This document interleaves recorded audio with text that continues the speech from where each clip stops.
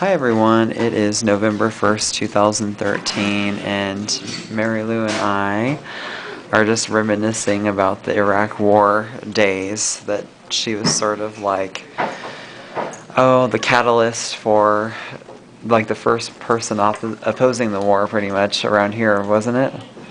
Isn't that how it went? Yeah. Yeah, and so we find that everything is high. It's all okay to talk about it now, but there was once upon a time, the first few years, where you couldn't. Wouldn't you say that Michael Moore, Fahrenheit 4, wait. 451. No, that's Fahrenheit 9/11. Fahrenheit 451 is the other. And basically, that was when it was okay, after Michael Moore started talking about the possible scenarios behind 9/11. It pissed off people more, but whether they understood a little bit more. But Yes. it went both ways. But it took the people some time before they realized that we were trying to get our soldiers home and away from this horrible war that never should have been started in the first place. Yes, because basically it was on false pretenses anyway. War crimes. Yeah. True. But see, I didn't know. I've known Mary Lou off and on now for about 10 years myself. I didn't realize that she was in Le Monde newspaper out of Paris. And Lisa Fleur watching. We're thinking of you as well. She's my friend that's in Paris. She's an American in Paris. Mm-hmm. And works with a lot of consulting work there. But Mary Lou didn't realize how famous Le Monde actually is. Like, it's the New York Times of the French language in a way. Mm-hmm. And so back in 2003, they did this article about her. And I want to read the English side of it to you.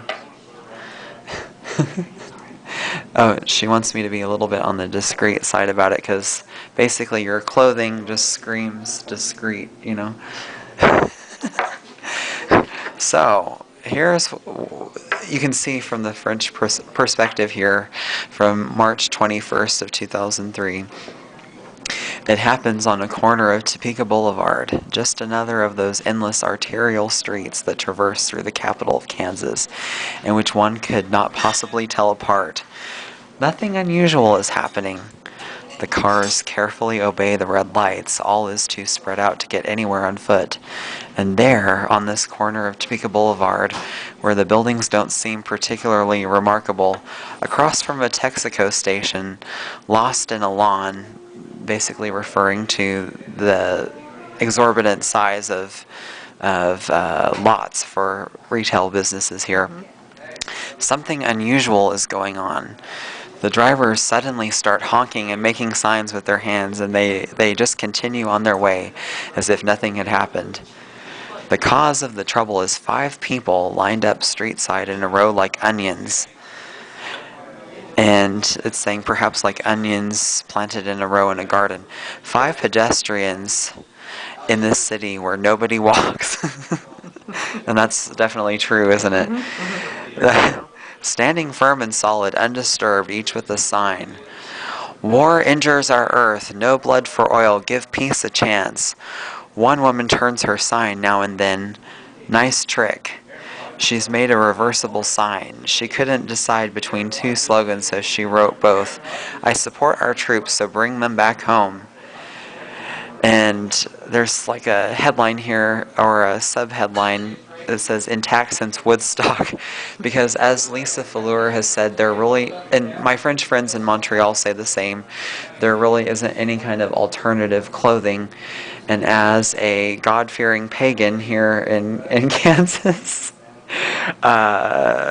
Mary Lou has her clothing that demonstrates that to people. It says, the woman is named Mary Lou from the Woodstock generations, or perhaps straight out of Woodstock. 57 years, hair gray from many battles, a long Indian robe spruced up by an extraordinary load of pendants, the fingertips covered by metallic golden claws. Can you show parts of it here?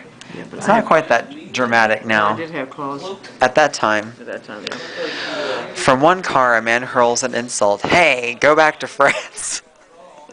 Because at that time, France was the enemy of the United States. They wouldn't join the war. Yeah. Yeah, and now France starts all the wars, and I think that's kind of like a globalist irony. Like that's the bad guy's sense of irony now, don't you think? Mary Lou smiles, all peace and love. Mary Lou is a nurse on call. Today it makes 2 months that she has been showing up at this same corner each Thursday from 5 to 7 p.m. with 2 friends and their signs, one a 50-something hippie dressed like a cowboy, and a young man blonde hair under a cap. The image of Michael Moore. And again, like, this would not be hippie style in the United States. No. This is just like alternative clothing, like pagan, or and the so-called 50-something hippie is, she's just dressed without frills, basically. Without frills, yeah. And so several streets away, a retired minister and his wife, professor of Spanish, have been doing the same thing. One day they decided to join forces, and they began meeting there, all 5 on Topeka Boulevard. The cars honk, arms stick out of windows, giving the thumb up or thumb down, as if to say, "Go to France." According to Mary Lou, there are many more thumbs up than down. And I'm trying to get this so you online can read this, but the focus is just not right. It's not going to work. Some jump out of their cars to join in. In a professional manner, Mary Lou takes off an inventory of the insults. Unpatriotic, French, Nazis.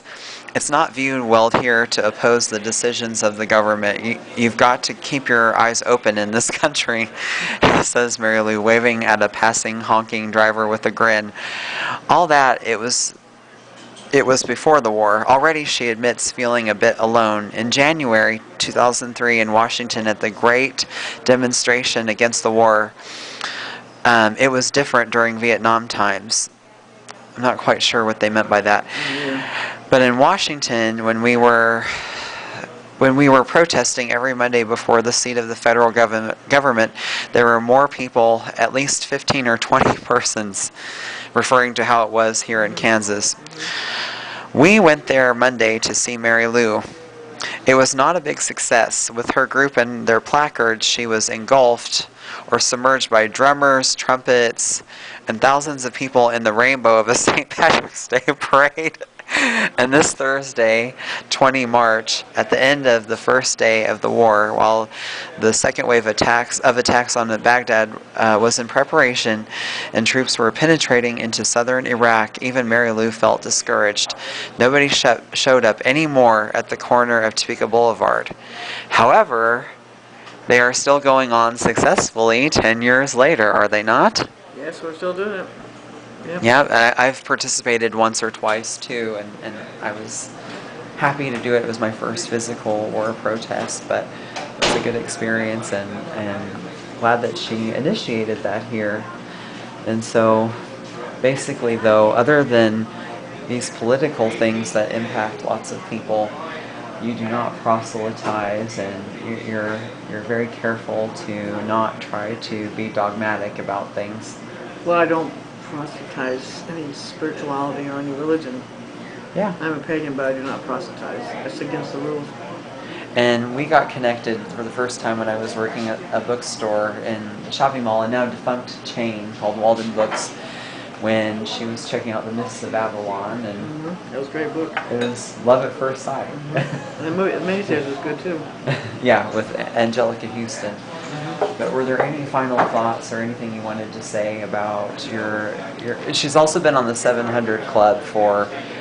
I was mentioned on the 700 Club. Okay, because basically a municipal authority here tried to revoke her citizenship for not being a Christian. Yes. U.S. citizenship, that is. Yes. And I would give up my citizenship before I give up my religion, my spirituality. Yeah. I shouldn't have to, though. It's supposed to be freedom of religion in this country. And one reason that I'm covering this too is we often think of the Midwest as being a very uniform kind of place, but actually there is a lot of like a wide variety of spiritual people here. You encounter more problems with your dress in the UK and Canada than here, which you would not normally think of. So while the loudest voices are more prevalent, there is a lot of variety here. So any final thoughts? No, I'm not really. We just continue to have. Unfortunately, this coming March will be our 9th year of doing it every 2 months for our pro-peaceful soldier rally. And hopefully we won't have to do it anymore after the 1st of January, but I'm not counting on that. Right, and normally I would tell her to go to France, but that's where the wars start now.